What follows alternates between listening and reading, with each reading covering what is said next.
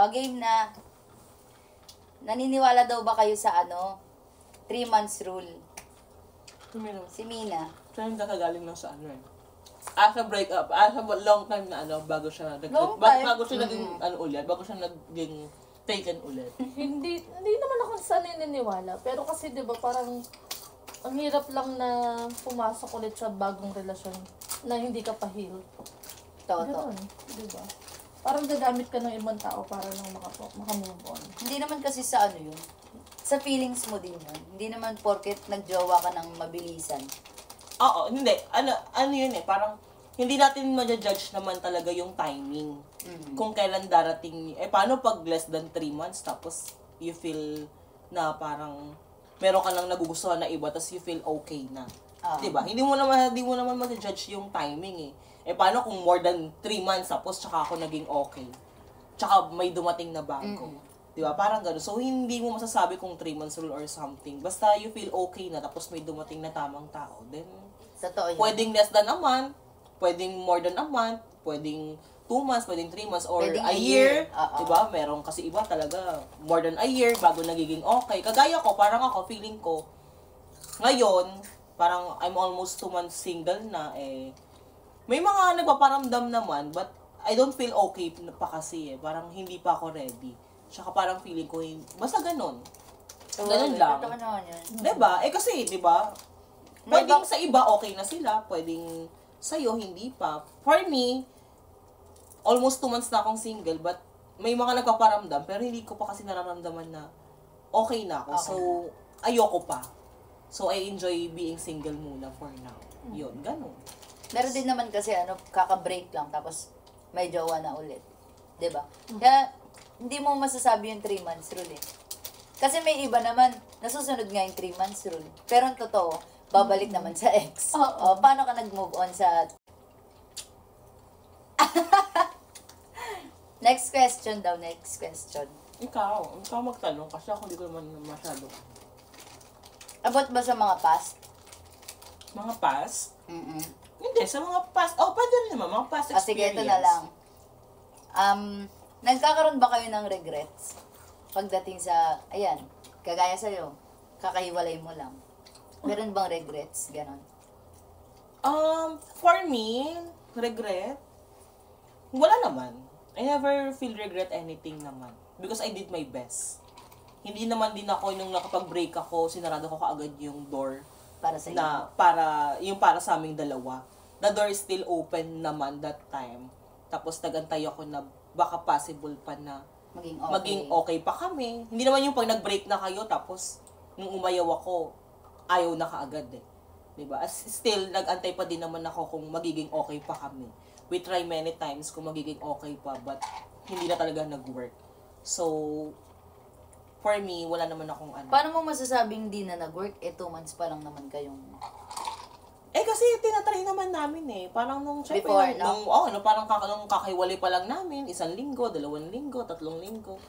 We always try na maging okay until ng bago magpasko, bagong taon. We try. Sinusubukan namin na baka pwede pa. Kasi syempre, nandun pa din naman yung, mahal ko pa din naman yung tao. Tapos, tinubukan na namin ng maraming beses kaso wala na talaga Parang bumabalik lang din kami dun sa untoxic namin. Yung ilang oras pa lang kami nag-uusap, biglang nagtatalo na kayo kaagad, gano'n. So, naisip ko parang, ano pang aayusin namin? Tinubukan na namin ng madaming beses. So, tinubukan naman namin, so feeling ko naman, wala naman akong pagsisisi kasi I try my best naman para maging okay. So, yun lang. For me. Siyempre, iba-iba naman tayo ng sa natin Wala na rin akong regrets. Kasi, yun nga, dati na nagkamali ako. Pag sinabi kong regrets yun, parang, pagsisisihan ko na rin nagkaroon ako ng anak. Sa bagay, may point.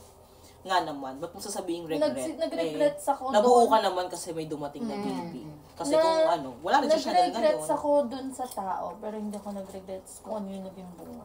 Oo naman. Siguro may mga lesson din ako natutunan, may mga bagay din ako dapat na baguhin sa sarili ko. Pero yung regrets, wala na, parang gano'n.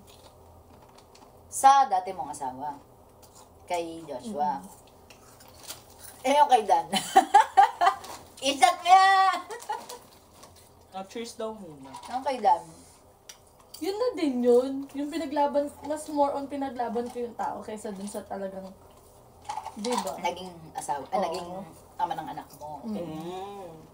Mas naging... Yun na nga yung regrets doon. Ah, yun ba yun? Ah. Okay. Diba? Diba? Next. Ikaw Question. na. Ikaw na. Tatanong naman? sa sarili mo. Ano siya mag-regret? Yung pa din naman ang ano niya. Hello. We're going to wedding. Wedding! Paano magiging matured sa isang relationship? Matured. Paano mo nasabi na naging healthy ka or Naging healthy yung relasyon. relasyon nyo or talagang nag-mature ka na? Parang ganun. Kasi di ba ako, Ang ano hirap, lang, no? Mm-mm. Kasi parang feeling ko, di naman tayo makakapagsabi kung we are matured na or what. Dapat ang Hindi mo makakasagot sa edad lang. yun, hindi sa laki. Mm-mm. So, pag-iisip yun. At hindi natin yun, at hindi naman natin Mm-mm. yun, at hindi naman natin manonotice yun ng tayo lang. Mm-mm. Kasi yung ibang tao magsasabi na you are good enough and you are matured na, ganito, ganyan. Feeling ko yung dapat yung mga partner natin yung nandito. Oh! Sino si Love? Alam sila, tsare. Hindi, I mean, di ba, parang syempre hindi mo na pwede sabihin na matured na ako. Eh, paano kung sa kanya, feeling niya, hindi pa ako matured enough? Oo. Ay, oo. Diba? So, Kasi parang kayong dalawa na yung masyadong magkakilala eh. Oo. Alam mo So, yung partner may makapagsabi kung yung nag-i-start kayo, kung paano ka. Mm-mm. Tapos, nung tumagal na kayo, since kami, kagaya namin, syempre, mga nasa 6 years kami, bago kami naghiwalay. So, siya yung makaka-notice na, ay, hindi, nag-matured naman. Maraming natutunan, naging matured na tao, ganito, ganyan. So, tayo, di natin pwede sabihin sa sarili natin na nag-matured na tayo, ganito, ganyan. Syempre, baka sa atin nga, matured tayo, pero sa ibang tao, baka hindi pa. Mm-mm. Diba? Hindi pa Baka- enough. Oo, hindi pa Yung enough para ano sa natin. kanila. So, for me lang, ganun. Yung iba kasi, pag nagsisettle ka na, pag nag-ano ka na, matured ka na. Diba? Pagka may jowa kang ganito, tapos... Kasi meron naman talagang iba, kahit Parang na mga pagiging, oo. sobrang tanda na, pero Hindi mo pa rin alam. hindi Ba't pa kaya ganito to mag-isip? Oo, Ba't no? kaya to ganito kumilos, di ba? parang hindi mo siya mature, parang, di ba? Parang hindi natin alam. Ilang years na yung naging karelasyon mo? 6 years. 6 years. Ikaw? 8. Longest ko, 6 years. More. Ikaw, ano ba yung sikreto ng healthy relationship? Namin, ni Dada. Mm-hmm. Ano lang, ano kasi kami, oo. Lalo na yung talk.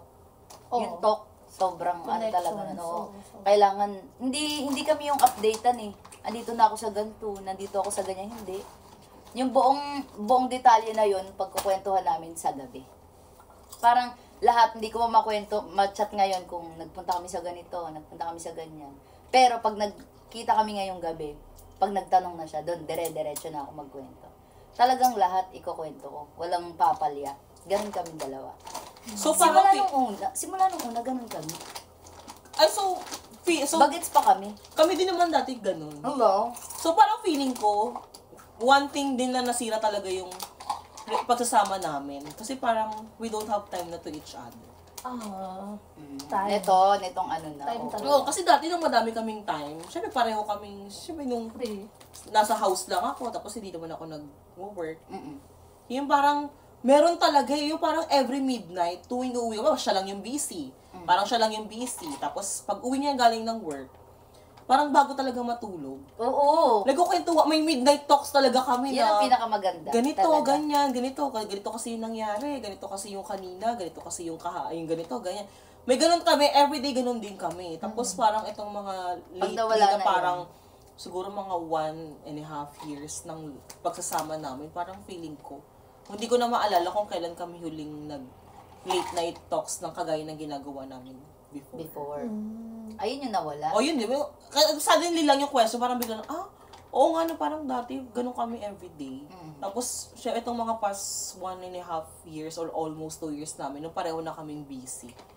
Yung may trabaho din siya, tapos ako din laging abroad, nag-work, tapos, oo nga no, parang busy na kami each other. Kaya parang, feeling ko one thing din na nasira